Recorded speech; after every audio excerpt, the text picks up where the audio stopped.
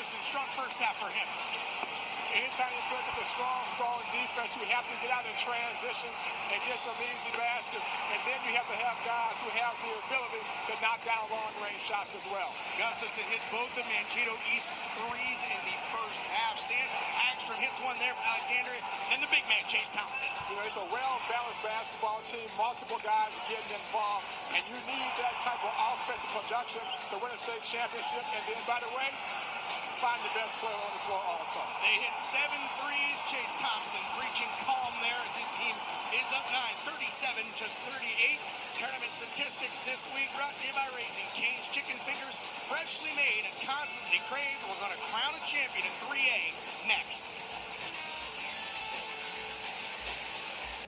Your largest lead of the game here at halftime.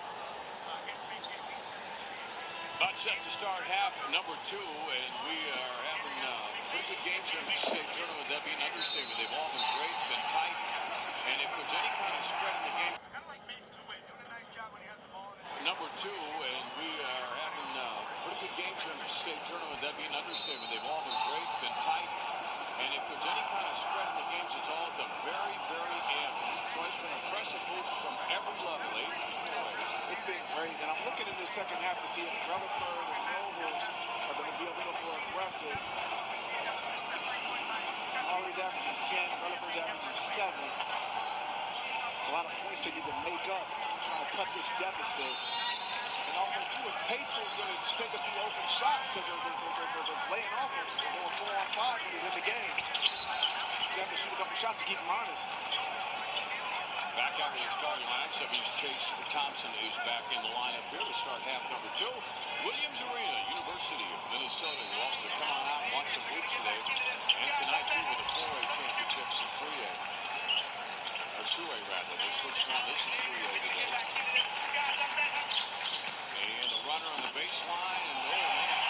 Mason Witt using every bit of that basket to make that baby go down.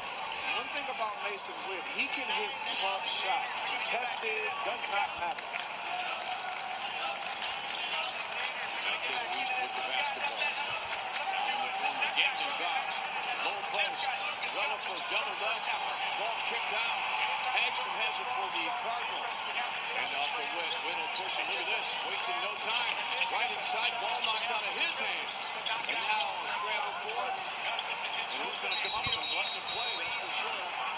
Now they'll do the possession arrow, I believe, and put it back in the hands of Mankato East. And you love to see the effort on both sides. Bodies all over the floor. Good defense there by Rutherford. Nobles gets in on the act.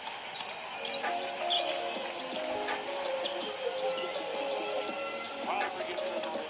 Adam gets in on it. No lack of effort. Mankato East, Section 2, number 1 seed. Guided by Joe Madsen, the Minnesota State Mankato.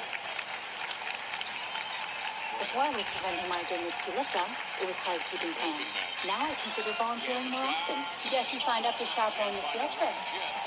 Really? You'll never truly forget migraine, but Qulipta reduces attacks, making more zero migraine days possible. Don't take it allergic to Qulipta. Get help right away for serious allergic reactions like trouble breathing, face with or tongue swelling, itching, or rash, which may occur when taking Qulipta or days after. Common side effects include nausea, constipation, and sleepiness. Ask your doctor about Qulipta. Don't forget to get migraine medicine.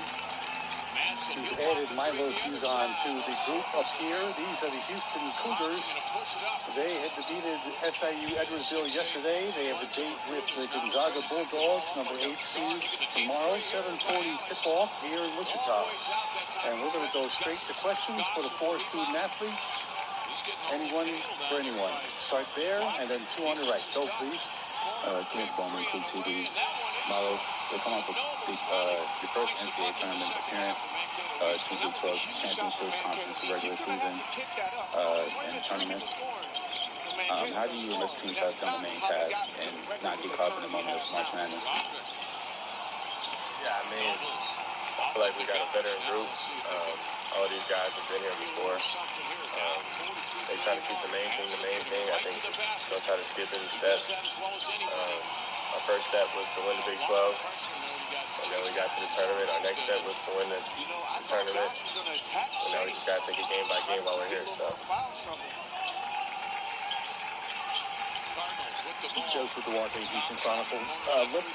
Let's go LJ and Emmanuel on this. Just when you look at this matchup, does this feel like a second round type game, just based on the seasons that both schools have had, or do you feel like this is the type of matchup that you would normally see later on, maybe second weekend, Elite Eight, that kind of stuff? LJ, you're first, please. I mean, it could be a later matchup, but I mean, last year we played, I think, A&M in the second round. So you're gonna play somebody that's really good and around the 32. So yeah, that's out of our control at the end of the day, how they make the bracket. So we were gonna get matched up with a good team, and it just so happened to be them. I mean, at this point in the tournament, there's not really any bad teams. Every team is great, and, it's just about, us focusing on us and not worrying about, whether this could be a later team that we would have played in a later round. We just got to focus on, executing and doing what we're supposed to do. Cole Forsman, Gonzaga Bulldogs on SI for LJ. This isn't your first time meeting Ryan Nembhard in the NCAA tournament, both at 30 and that great Baylor game from a few years ago. What do you remember about Ryan from that game, and what do you make of the season he's had? He's a great player. And he's won everywhere he's been. Steering the ship for Gonzaga right now. He has great vision. That game we played, I didn't know he could score like that, so kind of took us for a little surprise, but he's a tremendous passer, and he's definitely leading the team right now, so I got a lot of respect for him. Third row, Gina, right in front of you. Right there. Cardinals with the basketball. Eli Letterman, ESPN. Juwan, I'm just curious about the ankle, how it felt playing on it yesterday, and sort of where you feel like you're at moving forward in terms of the next day and the recovery. I'm feeling pretty good. Got a lot of treatment at the hotel. Try to stay off my ankle as much as possible. So we get a lot of rest, but I'm ready to go. Take a shot, because otherwise it's going to be 5 on 4. They're not playing them at all. And that's how you make easy turnovers. So, Miles and LJ, they like to run at a faster pace. They score 80 plus. For those of us who've seen y'all defensively, what y'all do, and able to maybe game plan to make teams play your style. How do you do that? How do you make a team that's a faster pace maybe play your game? Miles, first, please. And that's as tough a shot as you're going to see. Yeah, I mean, we play extremely hard. We try to win every game, and I feel like in order for us to do that, they got to play on our terms. We're not the fastest team, so yeah, we're gonna have to slow them down on the defensive end and slow down their pace. So. This is who Alexandria is. I mean, kind of like you said, we got to play the games on our terms at the end of the day, and just be us. We know they play pretty fast, and we kind of the opposite of them. So just go out there and do what we do at the end of the day, and don't get caught up in playing their game.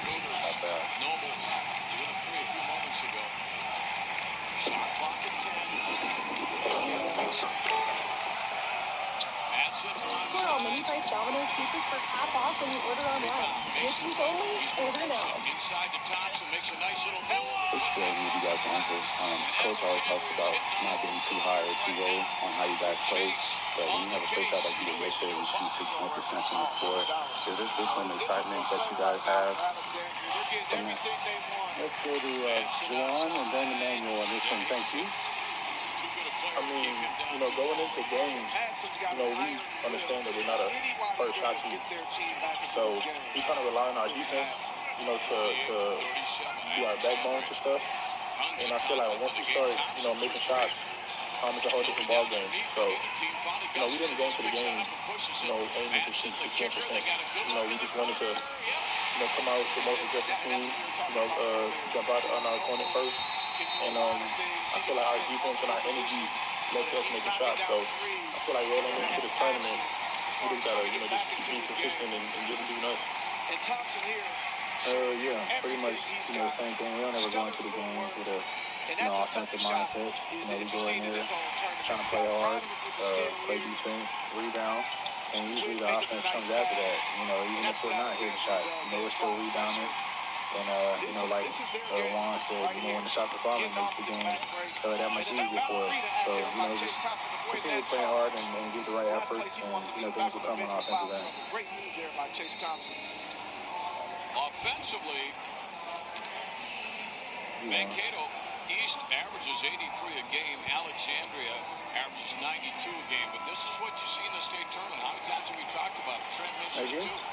The defense wins the games, and this is where you just don't have the output you normally do. This can be for any player. When you look at, you follow college basketball, when you see what Gonzaga's done, your streak is just as impressive. But they've been to 9 Sweet 16s. I think you two teams have the same amount of wins over the last 8 years. You lead the nation.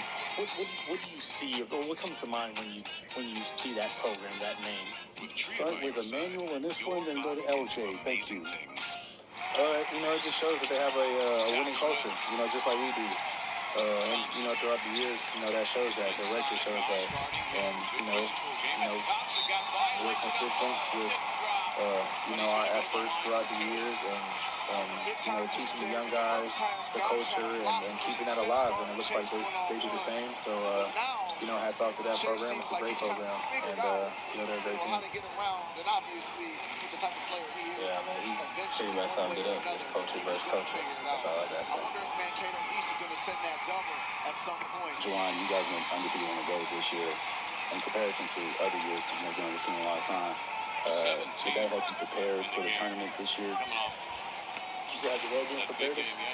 Being undefeated on the road, did that help you prepare for the tournament this year in comparison to other seasons? Oh, yeah, 100%. Especially when we go on road games, I just try to tell the guys, we all we got. Most road games, you look in the crowd, we got a small portion of Houston fans. So, any support that you can get, is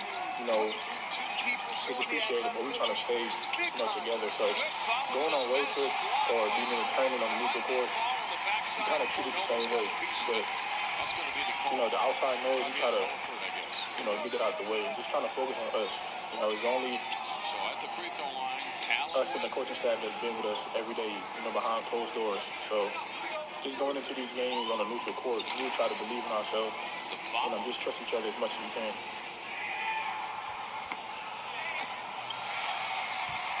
Back to the second row. Thank you. Hey, Rose, as a point guard, can you appreciate Nembhard's got 333 assists? When you look at that number, what do you think as a point guard? That's impressive. He's got 300 assists and probably 70 turnovers. So, is it somewhere around there? His assist to turnover ratio is off the chart. I know he's probably leading the country right now, but no, he's a really good point guard. I'm excited to match up against him and see what it's like. So. Amari corner, Relaford open, covered up by Thompson. And they're going to go to Madsen. In the lane, here comes anything else for the Cougars of Houston? Right in front of you. Thank you. So leading from Derby, leading up tomorrow, how important is your leadership to the team leading up tomorrow? So timeout on the court. Coach is waving the guys in. Come on in here. LJ, go ahead. I love that intensity.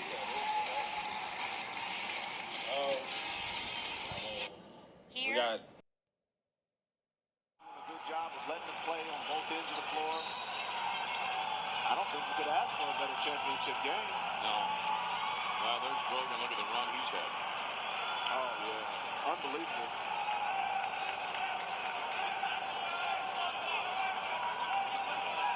Yeah, it isn't like they're a stranger to the state, is it? Not at all. And one thing about him, coming into college next year as a freshman, with the muscle suit that he has on, you'll definitely give yourself an opportunity to play. So Alexandria has the ball. So they're going to keep control of it. And a quick release, beautiful pass play, but not going to go anywhere. And now the rebound, ball knocked outside, and I think they're going to call a foul on Gustafson.